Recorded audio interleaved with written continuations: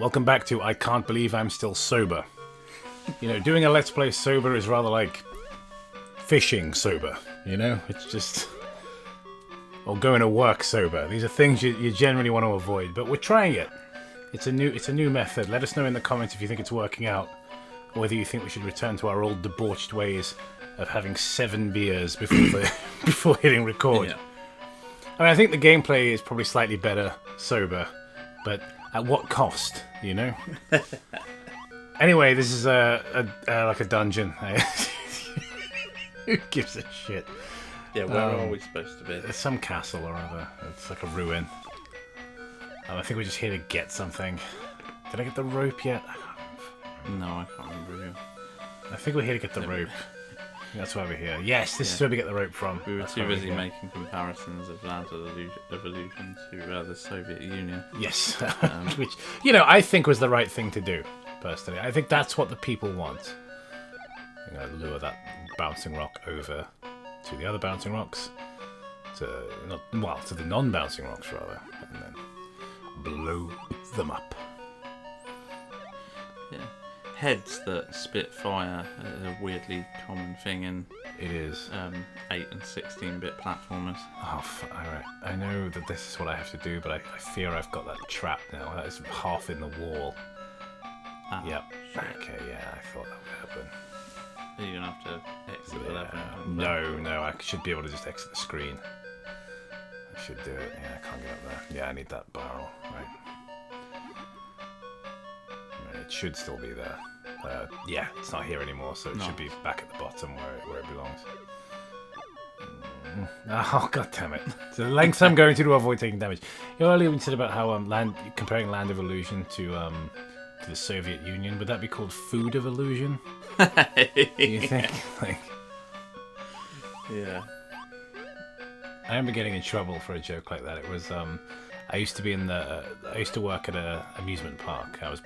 For my sins, I was basically a carny, and somebody in the group chat had put name a more iconic duo, and it was a hammer and sickle. And I wrote capitalism and food. But everyone dogpiled on me very quickly for that one, and I was like, guys, chill. We work in the most frivolous capitalist thing imaginable, like leisure and tourism. It couldn't be more frivolous and decadent as a job. And you're also typing this on a smartphone. They didn't really get it, but you know. No. There's a lot of people don't these days. This fuck me. Okay, yeah. Okay, this has suddenly got super... Yeah, this out of intense. nowhere. It's always telling about like difficulty spikes. Yeah. Yeah, I mean, these don't insta-kill you or anything, but obviously you don't have a very big Right. health bar, so No. they do take life off you. Okay, come on, get down. Oh, shit! Okay, so you know what you were saying earlier about the, there That we go. looked... Yeah, you know what you're saying That earlier looked about painful. the D-pad being like a square? So shit like that gets in the way because you're trying to pull off the move to make yourself shrink, and it just isn't reading the down press thing. Yeah. I'm not saying the controls are bad, they're not, they're fine, but it's just, you know, a slight irritating thing. I do like that this is an obstacle and then it turns out to be the boss. Yeah, that's very cool. Oh, bugger. I always liked in video games sort of early introductions of bosses earlier in levels Yeah. before you actually encounter them. Yeah, I've always been rather keen on that. I think one I was designing actually had that in the first dungeon. God You of see War the does boss pretty well right at at the that beginning. sort of thing.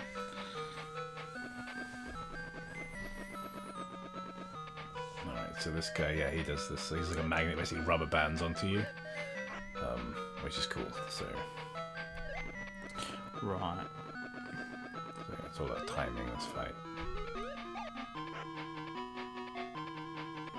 Yeah, we've both, I think, only got. I think he takes 3 or 4 hits, so he's nearly dead, but so am I. So, oh, yeah. Okay, how many deaths is that now? 3 or 4? Not enough for a death counter yet. Not enough. I may go back in and put a death counter in after this episode, but I probably won't because I'm profoundly lazy.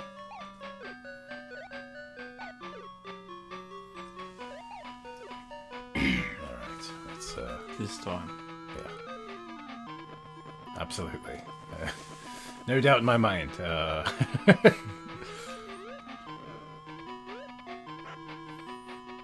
you don't have the biggest window to get it yet. See what I mean? Yeah, it doesn't give you a long amount of time, does it? No. And this is a repeating motif with the bosses in this game, actually. There's one later on which I absolutely hate, which we won't get to in this episode, I don't think, but it's like a big-ass crab, and you have the shortest window to hit him with a brick. That was an unlucky miss there.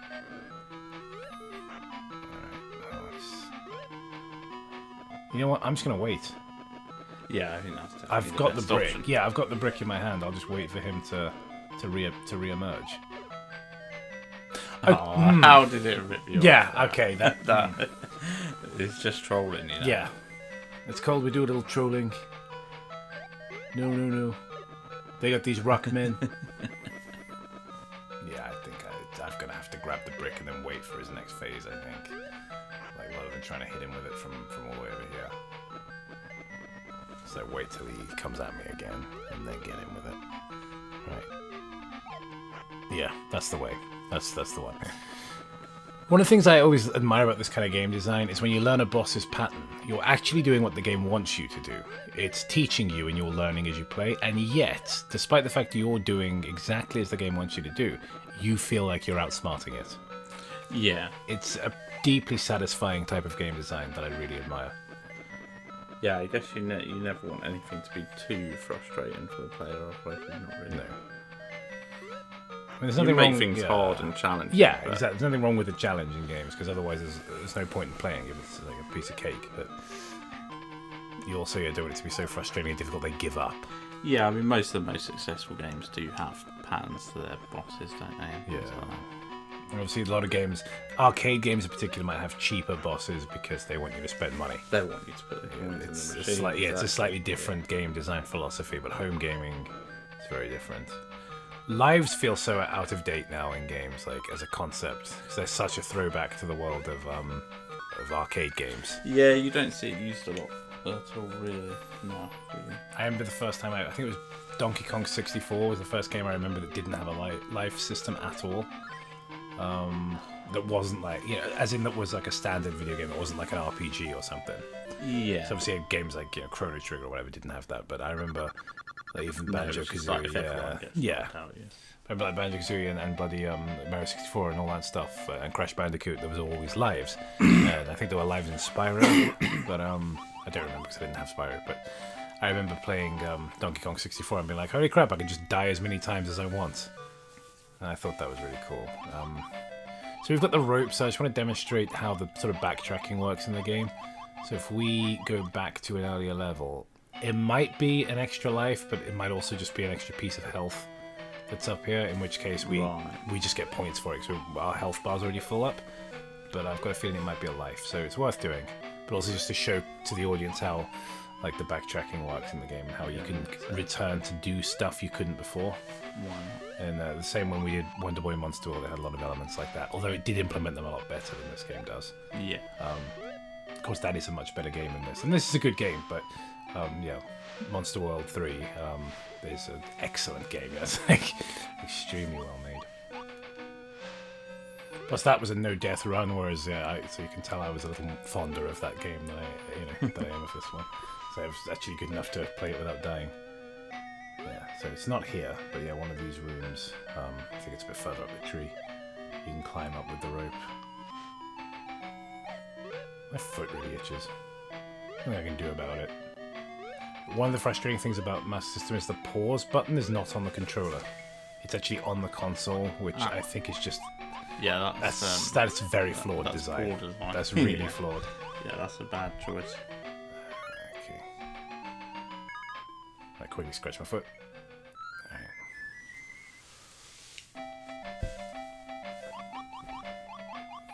No, I'll just head back to where we were. So yeah, it was just a star, but to give you an idea of how it all works.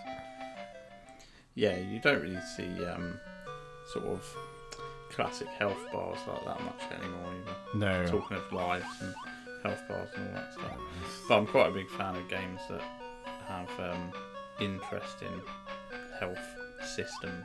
I really like the simplicity of but this is simple but like different. So I always liked Super Mario 64 having kind of like a pizza, had like a pizza pie, with different segments coming off it, which, you know, I don't know if it was meant to look like a pizza, but as a kid, because he's, you know, got that outrageous Italian accent, as a kid I always assumed it was supposed to be a pizza pie. So when he runs out of size, it's like, Mamma Mia! Yeah, as a kid, that was just my assumption. So it's said to be to the darkness gimmick again, and here we are. Yeah, cool. Okay. I want to be little here. I'm trying not to get smushed. Yeah. This is a classic design of platform levels. The annoying crushing level. Yes, absolutely. You always need. I mean, I suppose because there are only certain types of hazards you can think of on a flat 2D plane, and crushing is a very obvious one. So yeah, just trying to figure this out in complete pitch black is fun. There we go. Oh, yeah, that almost took another life off me. Sorry, another try off me. Good Disney. Just feel like you may hear this a rhythmic thumping sound on the Let's Play at home. That's just my heart being picked up by the microphone as it tries to jump into my mouth. Alright. Christ. I do like this kind of levels, though. It's a fun gimmick. Yeah, I often forget how many games back then had timers as well. Yeah, it's difficult to run out of time in this game, don't get me wrong, but you know, at the same time, it's something that just adds a little bit of extra tension. I mean, it's pretty surface, I mean, because deep down you kind of know you're not going to run out of time. Yeah. Have you ever run out of time on Sonic in your life? Once, I think. But yeah, certainly not very often. Only once when I was deliberately replaying a level to try and find everything in every sort of nook, just to see what was hidden in every location. But when playing it properly, no. I remember in the Mystic Cave Zone in Sonic 2, there is a place you can fall and get trapped. So the timeout is kind of useful there. Yeah, so I know exactly the bit you mean. If you're in Sonic 2 and you've got Super Sonic at that point, there's a pain in the arse drop that you can just never escape from. Yeah. I mean, I've managed to avoid it on almost every playthrough, but I'm grateful for the timeout there. It's just like, I don't want to have to just like reset the console and start the game because I'm saving in Sonic 2, you know, so you just have to wait.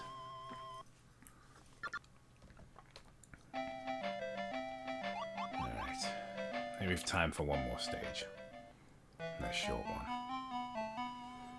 It's very colourful. I love the colour palette on the Master System. Yeah, it is nice. It does shit all over the NES's colour palette, to be honest.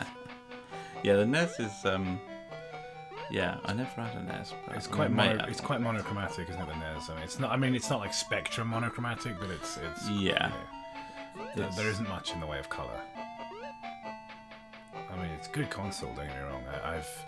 I didn't have one when I was a kid either, but I have played one a few times. I've owned one as an adult a couple of times. And yeah, they are a fun time. There's a couple of damn good games on there. I really like Legend of Zelda. Yeah, cool. Super Mario Bros. 3 is really good as well. Yeah, I've definitely spent a fair bit of time playing some of those Mario games. Yeah. But like you say, they're not. Yeah, I think the Master System has slightly got the edge on the depth of. It's just got richer colour and everything, and like you can do bigger sprites and stuff. But it does seem to struggle a lot of the time with like slowdown and stuff. So it's pick your poison really. Yeah. All right. Well, on that rather underwhelming note, that's the end of the episode. We'll see you for the next one. Cheers.